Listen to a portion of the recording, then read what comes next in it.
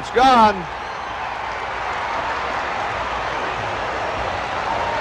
And now the Royals have the one-run lead.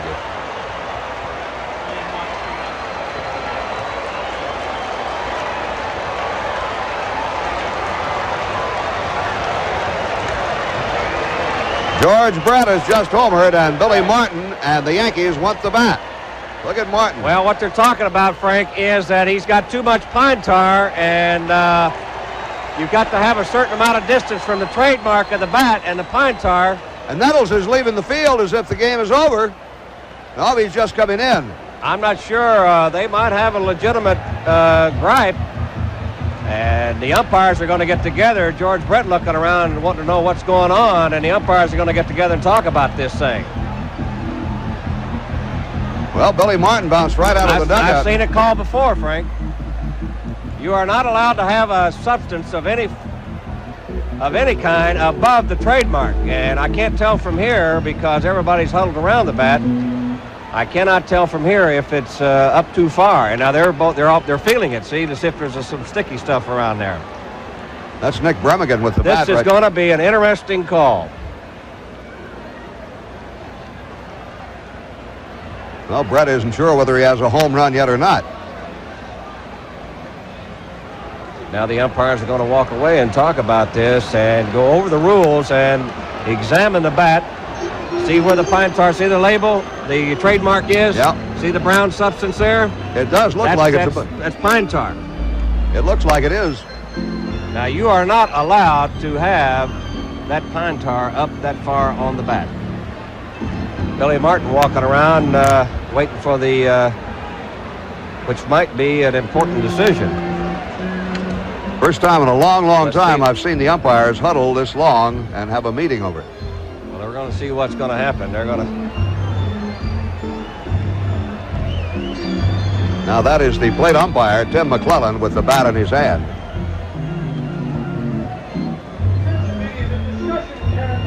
Now they're going to measure it across home plate. Well, I've never seen this. I never have either. I don't know what they're measuring. They might be going to call George Brett out. Well, the Yankees win it. He's out. Yes, sir. Brett is out. Look at this. Brett is out. And he's steaming mad. He is out and having to be forcibly restrained from hitting plate umpire Tim McClellan. And the Yankees have won the ball game 4-3. Brett is called out for using an illegal bat or with the illegal substance on the bat. Like I said, I have seen this before, Frank, and Gaylord Perry just took the bat away from home plate umpire Jim McClellan. He's going to take the bat. They're going to take it so they cannot take it into the American League office or wherever they take it to be examined. Well, a Yankees security person and one of the umpires quickly are chasing whoever has the bat. Jose Martinez is holding Brett. Bobby, I've never seen this in my life. Well, I've seen players called out for using an illegal bat, but never so an important hit by a home run and then been called out to put the Royals ahead.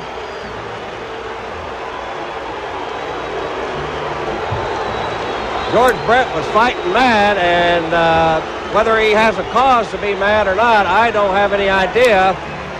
The umpires made a decision. Bobby, let me say this to you. The fact that they tried to take the bat away and secrete the bat lends credence to the umpire's call in my estimation.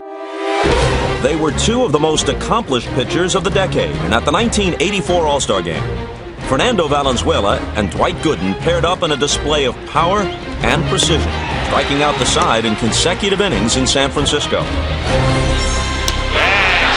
three, a fastball, strikes out the side.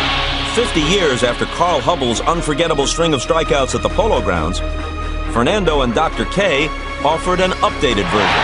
Dwight Gooden, at the age of 19, comes into the All-Star Game and strikes out the side. And the National League won the game 3-1. Well, he has 15 home runs, and he has 11 since they moved him from third base to center field. The wind-up and the pitch. Oh, it's gone. Is it gone? It's back. It's back. Cruz at the warning track. He can't get it. It's gone. A 2-run homer for Pedro Guerrero. And it's a 2-0 Dodger lead. 55,208 have filled Dodger Stadium, and they're looking at a gem, a 4-4 tie in the bottom of the 8th. High fly ball into right center. Van Slyke and McGee, and it's going to be over the wall. I can't believe that ball carried out.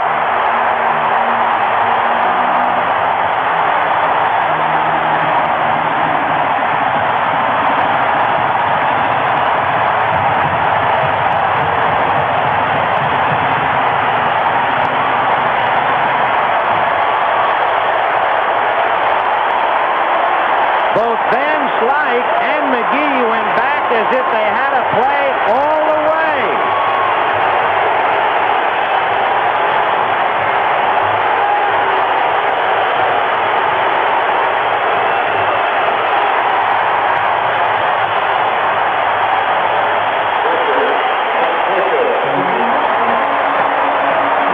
So it is 5-4 Dodgers, and the Moose, as they call him, will give the Buffalo, as they call Niedenfuhr, something to lean on.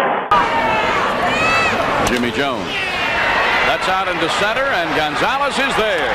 1-2-3 innings. He retired the last 9 in a row after Garner's triple. That'll bring up Pedro Guerrero, who also has not contributed to a run. He has not scored a run or driven in a run in this series. That one snapped his helmet right off his head. Well, Pete's looking out there at David Cone, and I don't know why David would be throwing at Guerrero in this situation. Well, he got to pitch hitters tight. He didn't make much of a move to get out of the way. That pitch wasn't that far inside. Besides, Pedro's a type of hitter, and we talked about it on Friday night, that you want to pitch high and tight because of his muscular upper body, and that's a difficult place for pitchers, or rather hitters who have large upper bodies, to swing the bat. And you got a situation here where, as you just said, Ralph, Pedro hadn't done any damage in this series, and certainly wouldn't want to wake him up. No, there's no purpose there. And back inside again, 2 balls, no strikes. Where is Joe McGinty when you need him? He only hit 41 batters in 1 year. Pedro's staring at David Cone again, and David's staring right back at him. Well, I'll tell you, you can't let the hitter intimidate you about pitching inside. I believe the big problem that pitchers have is they get intimidated by some of these big guys. Certainly Dave Winfield is intimidating. But over in the American League, for the most part, you don't find pitchers pitching inside as much as you do in the National League. Oh, and Pedro he's got to get suspended. Through the bat. He's got to get suspended for that. Barry Lyons wrestling Pedro away from Cone. That was a breaking ball. It was a curveball, for crying out loud. That was a curveball that Pedro really ducked into. Oh, that is serious throwing that bat at that pitcher. Really not much of a fight, as everybody really went out there to keep anything serious from happening, and that's a good thing. Well, Barry Lyons getting a hold of Guerrero, who really lost his cool, and throwing that bat at Cone, and it was a curveball that hit him on the helmet. It was not a fastball. You don't throw at anybody with a curveball. Besides, Pedro didn't even go down. I mean, he just sort of had to go plunk off of his helmet. Into it. Well, Pete, I don't think you're going to first base, partner. I think you're going to the clubhouse. Oh, I would believe so. Coach Joe Ferguson out there to talk to him. Manny Mota helped get him. Here's the breaking ball. Riding in, Guerrero ducks. I think it hit on the shoulder. Now, Guerrero just fires the bat at Cone.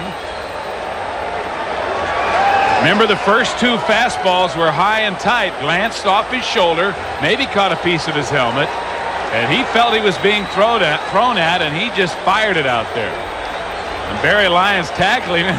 Look at David. He's about half his size. He's saying, let's go. David's tough.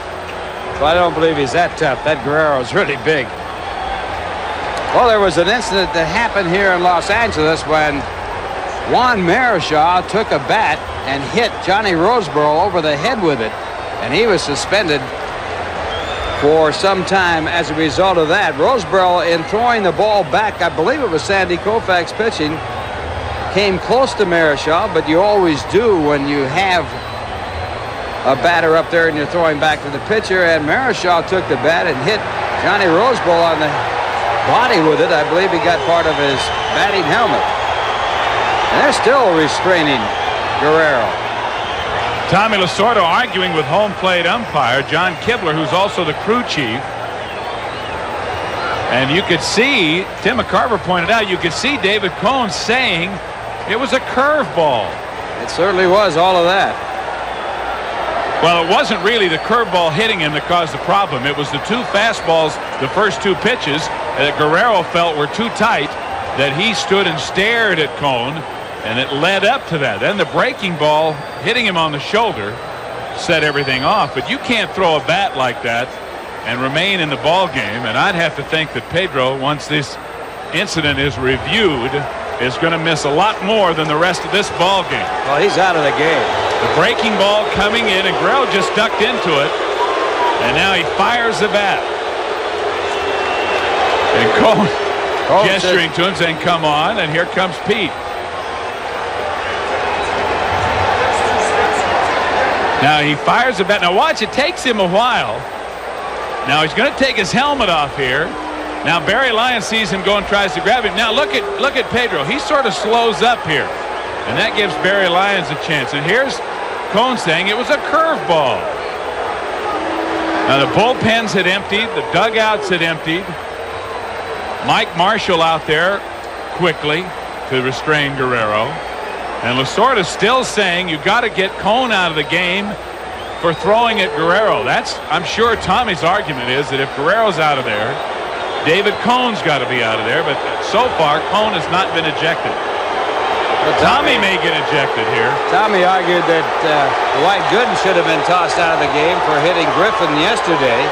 But again, in the situation, it wasn't apparent that it was a knockdown pitch. And that certainly was not an intentional knockdown pitch, as it was a curveball. But then again, the Mets are leading 5-0. They don't want anybody on base. There's no excuse for thinking that it was a knockdown pitch. Well, you're going to pitch Pedro Guerrero inside. And see, Pete really didn't make an effort to move. He didn't back off. He just sort of ducked and really protected his head with his shoulder. So he's out of the game. We're going to have a pinch runner for him. Jeff Hamilton is coming out to run at first base for Guerrero being hit by the pitch.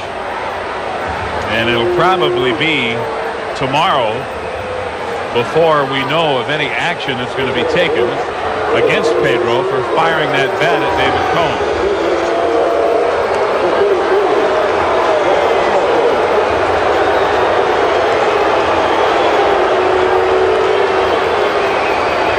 So David Cone with a runner at first base and one out. Hamilton replacing Pedro Guerrero. And look who's coming up.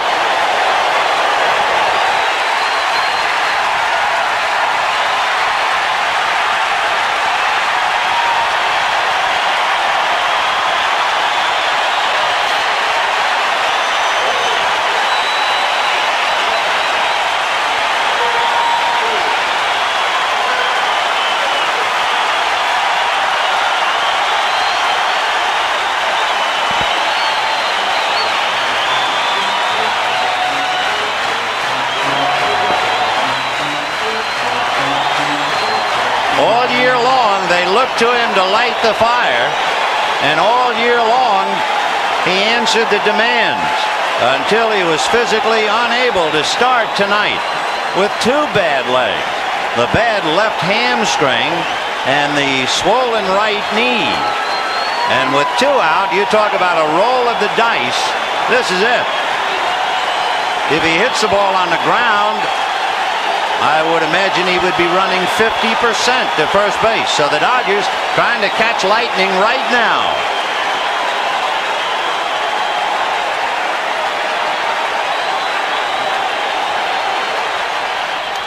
Fouled away. He was, complaining about the fact that with the left knee bothering him. He can't push off. Well, now he can't push off and he can't land. He's going to use all arms. Look at his crowd on its feet. What a tribute. 4-3 A's. 2 out, 9th inning. Not a bad opening act. Mike Davis, by the way, has stolen 7 out of 10. If you're wondering about Lasorda throwing the dice again.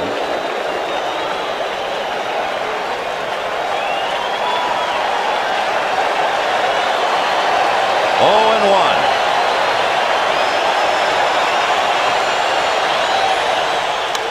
1. Fouled away again.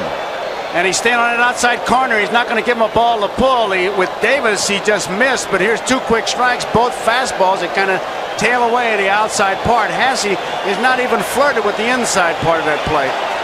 You saw Dave Duncan gesturing. He was gesturing to Carney Lansford at third. 0-2 to Gibson. The infield is back with 2 out and Davis at first. Now Gibson during the year, not necessarily in this spot, but he was a threat to bunt. No way tonight, no wheels. They're plenty deep in the outfield and a lot of room. They're playing him straight away in center field. Look at it, right down the line. He's a threat now with 2 strikes.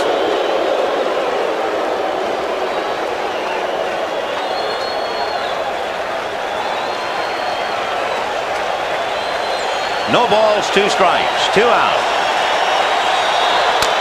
Little nubber, foul.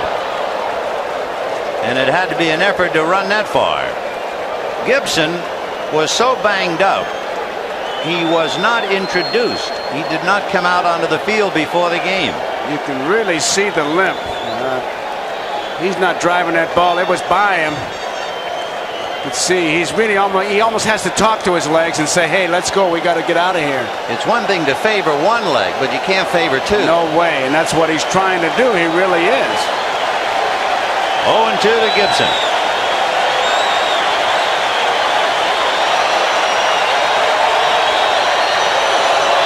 Ball 1. And a throw down to first. Davis just did get back. Good play by Ron Hasse using Gibson as a screen. He took a shot at the runner, and Mike Davis didn't see it for that split second, and that made it close. A lot of times what you do, you'll give a sign to the first baseman, say, now be there. They call it now be there play. If I get the ball, I'm going to throw it.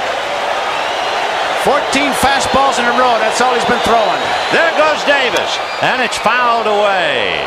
So Mike Davis, who had stolen 7 out of 10 and carrying the tying run, was on the move. They wanted to give Gibson a good shot at it with 2 strikes, but with the 2 strikes, Davis a threat, as we said, because the blue pin will score that big run. Gibson shaking his left leg, making it quiver like a horse trying to get rid of a troublesome fly. 2-2.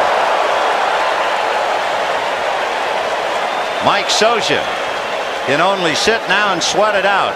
He led off the inning and popped up. Tony La Russa is 1 out away from win number 1. Here's the big pitch. He's got to make it happen on this one. 2 balls and 2 strikes with 2 out. Those extra steps that Davis will get if the count goes to 3-2 are very big. So Hasse and Eckersley want that pitch of decision right here.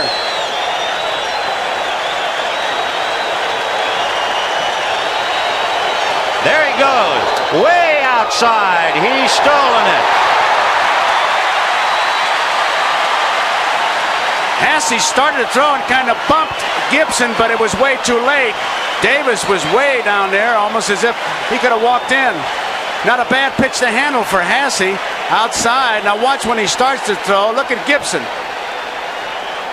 And Harvey says, no, he had the base stolen. So Mike Davis, the tying run, is at second base with 2 out. Now the Dodgers don't need the muscle of Gibson as much as a base hit.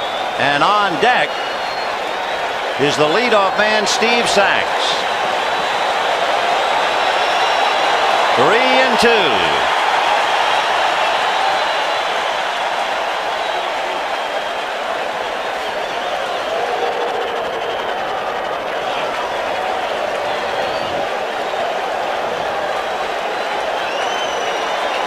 six waiting on deck, but the game right now is at the plate.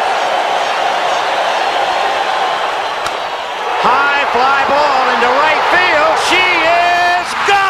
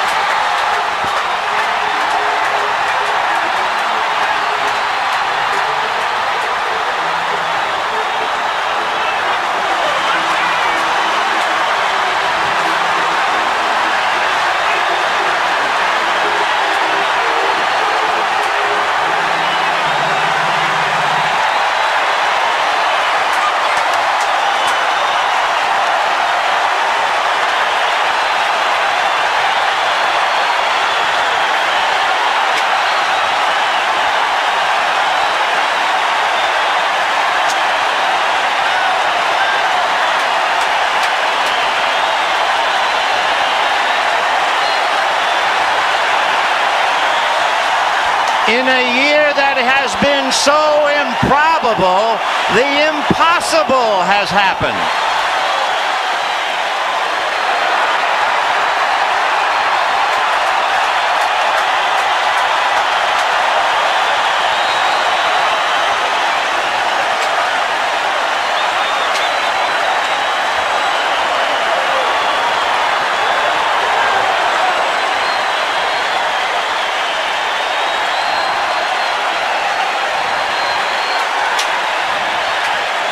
And now the only question was, could he make it around the base paths unassisted?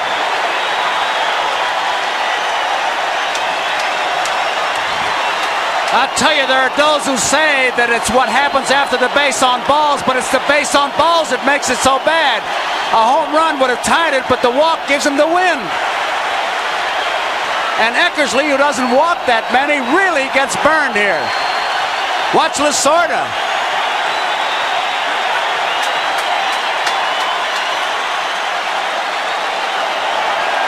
You know, I said it once before, a few days ago, that Kirk Gibson was not the most valuable player, that the most valuable player for the Dodgers was Tinkerbell. But tonight, I think Tinkerbell backed off for Kirk Gibson.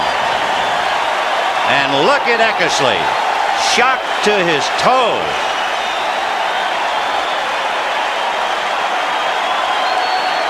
They are going wild at Dodger Stadium. No one wants to leave. 3-2 to Tony Phillips. Lansford down the line from third with 2 out. Steinbach on deck. 5-2 Dodgers in the ninth. Got him. They've done it. Like the 1969 Mets, it's the impossible dream revisited.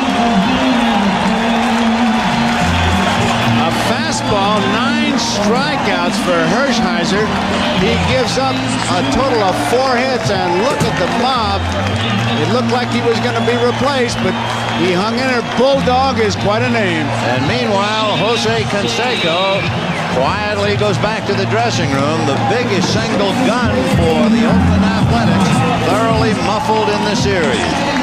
And Mr. Orel Hershiser Sr. can finally relax for a moment.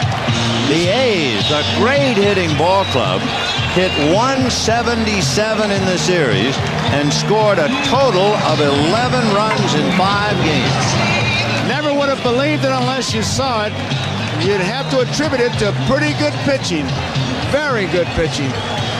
And especially by the leader on the staff, the master of the house, Orel Hershiser, who has had really the most remarkable length of success of any pitcher I have ever seen. And so it has come to this. We go to the 9th inning here at Dodger Stadium. The Dodgers 6 runs, 12 hits, 1 error. The Cardinals no runs, no hits, and 3 errors. It is the 29th of June. In case someday, long from now, Fernando is playing this back to his grandchildren.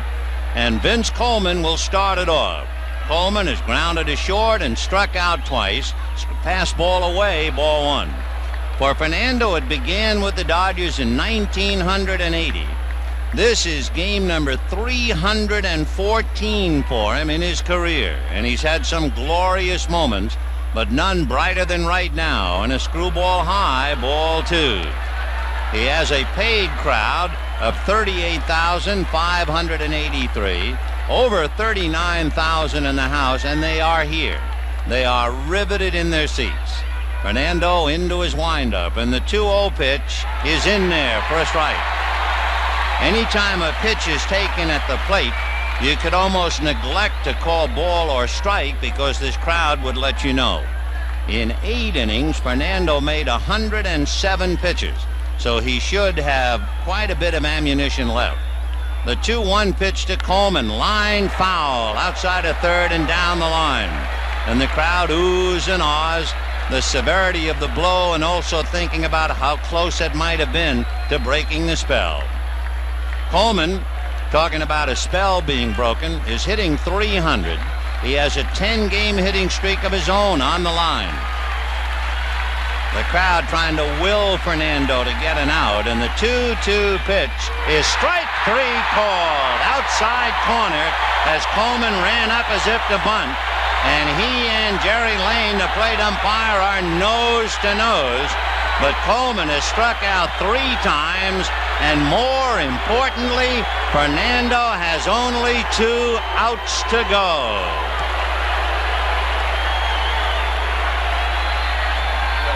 It is almost incidental to report that that is the 7th strikeout of the night for Fernando Valenzuela.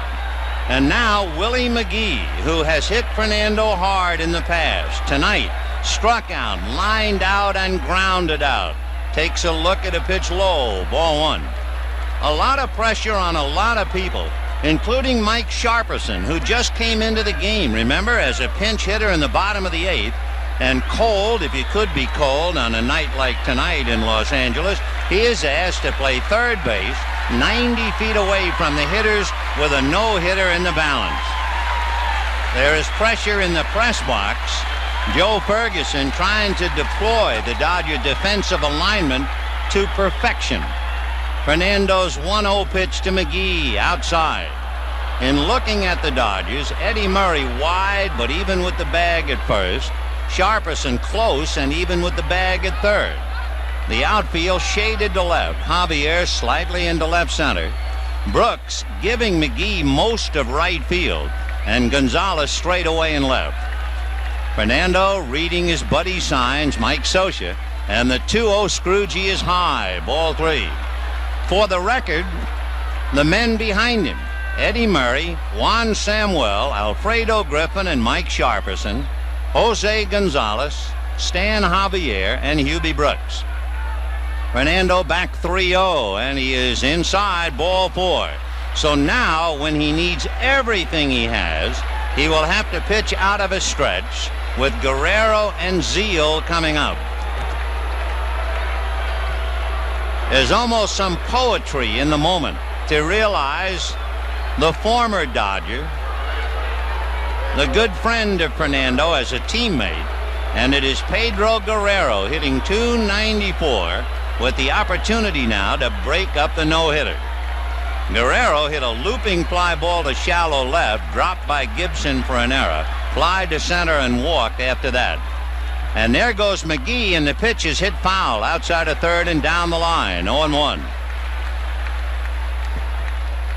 So McGee going on the pitch, Fernando intent on getting Guerrero, because McGee, with all of his talent, can't steal a no-hitter from first base.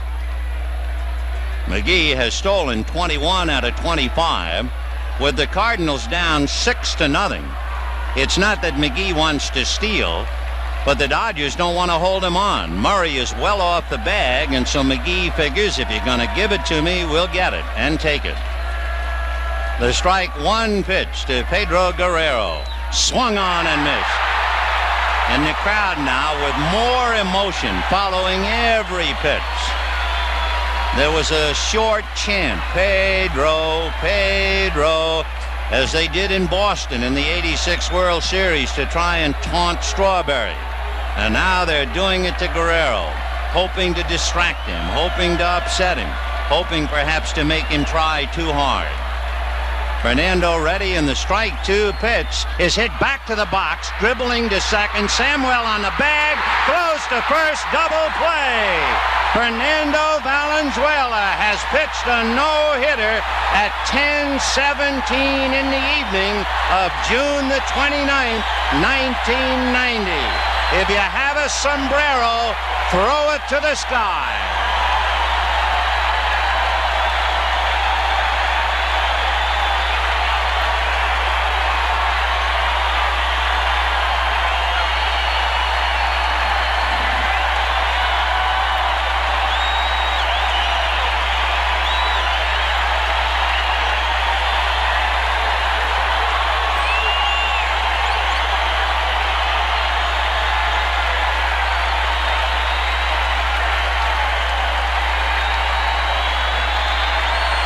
Fernando Valenzuela, who's going to be the starting pitcher, is also going to be throwing out the first ball. Well, they couldn't have picked a better man to do it. Valenzuela, the hero here in Mexico. His home, where he was born in Mexico, about 800 miles from here to the southwest. He has pitched here before. 3-2 count on Hundley. Still second behind Sosa in home runs. Back off Valenzuela's glove and tipped it. Gomez won the return throw by Shipley, not in time. Chopped out in front of the plate. Valenzuela picks it up, makes the flip to Wally Joyner, and that'll do it. Baeggers retired. That screwball he throws is very effective when it's down and away from a right-hand batter. Chase that one. Here's the 2-2 delivery. Had to reach and wait on that one to center field. Finley will drift in. That'll retire Ordonez, and the Mets has the opportunity right here. And he grounds that one towards the hole. Gomez over to get it. His throw in the dirt, scooped out nicely by Wally Joyner. Bordered by a lot of problems. There's a fly ball to center field, a routine play for the center fielder, Steve Finley, and he puts it away for the out that retires his side. Absolutely, and there's still an expansion committee, Ralph, and I just don't think we'll be doing it in the next year or two. We have worked with Pepe Mais, the owner of Monterey, and that made it a lot easier for us to, in a sense, put on this first series. At 8 o'clock Eastern time tomorrow night. And Gilkey is gone. Valenzuela gets his third strikeout. Bernard Gilkey, the first out here in the 6th inning. Mexican population that's there in San Diego. Chance for 2. Gomez, Shipley, and Joyner, and they get it. Carlos Baega hits into the double play. No runs, a base hit. Nobody left on. And now, as the crowd starts to roar its approval, Fernando Valenzuela will be taken out of the ball game, and he gets a standing ovation here in Monterrey, Mexico. And the very proud Fernando Valenzuela, an outstanding athlete, an outstanding player for Mexico, wins the first game ever in Mexico in a National League Baseball game in a regular season. So here's the first pitch.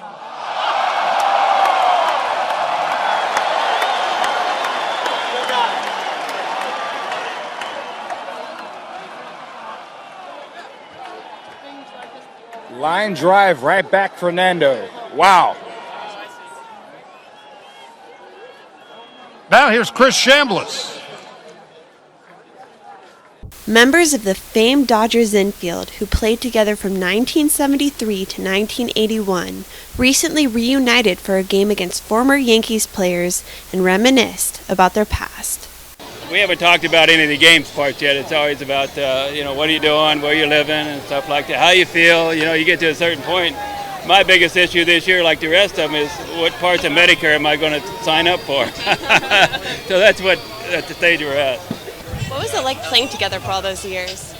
Well, probably the best of times. God gave us one great skill, and probably for all of us who was playing this wonderful national pastime game, and to have done it for a long time is an honor, and we always thank God for that. Very talented group. a lot of success both individually and collectively. Probably didn't really appreciate it as much when you're playing because you got other things on your mind. Now when you get behind, get out of this, away from everything, and realize that you as a group accomplished something that no other infield has ever done in the history of the game. It's pretty special. Who knew we were going to play that long together? And but we were just having fun. 1-year contracts. We were worried about the next year. We were doing something that we probably never thought we'd ever do. And you think about it like right now, and you say, wow, just coming and playing in LA from a little town that I came in and being a part of an All-Star game and World Series, it's just something that you just go out and try to have fun. But it was just a great time and a great era to be a part of. What was your #1 highlight from those years? Winning a world championship.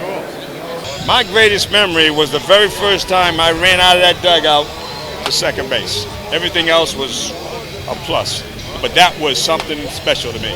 Well, winning the World Series together in '81, we were together in 3 prior World Series and didn't get it done, but '81 was a storybook year for us, and '81 was when we finally beat the Yankees. Just to put on this great uniform and to be able to play for as long as I could, to entertain the fans, to bring them memories and excitement. Well, it's always nice to put the uniform back on, and especially with the theme the way this is. And, you see the guys you played against and you played with. It's just a reunion, and it brings back a lot of fond memories. And where has time gone? You think, wow, they've gone by that quick.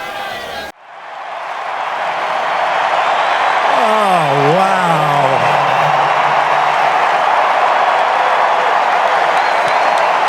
Boy, it's a long walk to the mound.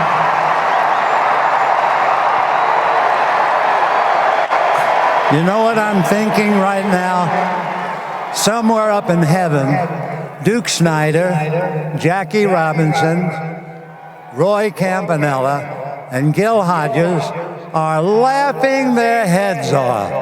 Look who's throwing out the first ball at the World Series.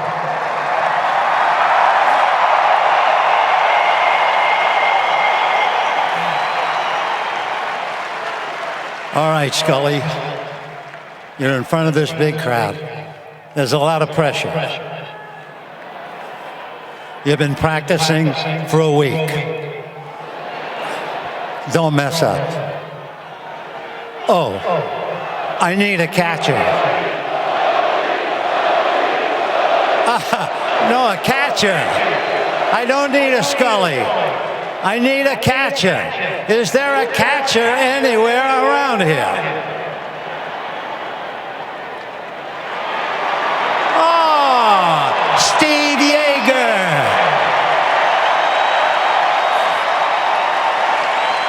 Wow. Steve caught for 14 years with the Dodgers. It must be terrifying for you to look out here and see me. I must warn you, I worked all week playing catch with my wife, and she said that I had good stuff. My problem, Steve, is my fastball is the same as my changeup. So I hope that doesn't confuse you, okay? So we're ready? You ready? Okay, here comes #1.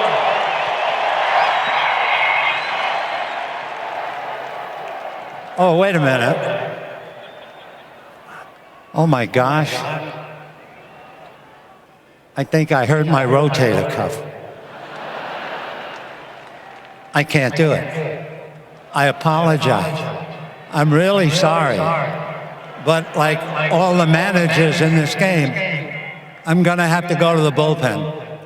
I need a left-hander to come out here and help me. Is there a left-hander down here? Oh, my gosh. Fernando Valenzuela.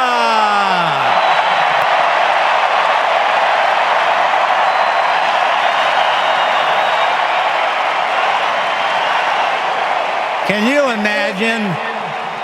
One year, he had 8 shutouts.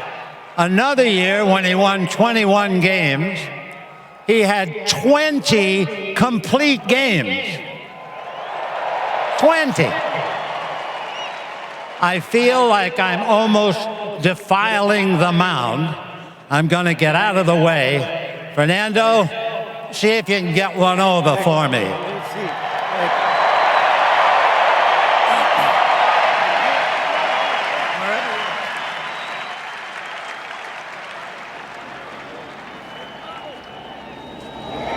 Oh, yeah.